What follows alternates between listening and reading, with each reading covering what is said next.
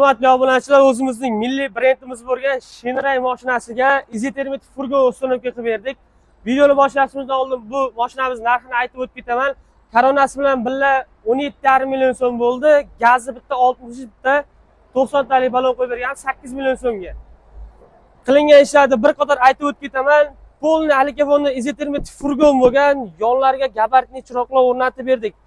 Undan tashqari yashillar ustunovka qilib berganmiz, kulish dankirat narsalarni sodirishga. Orqa tomoniga keladigan bo'lsak, orqa tomonni qulflanadigan ruchkalardan qo'yib berganmiz.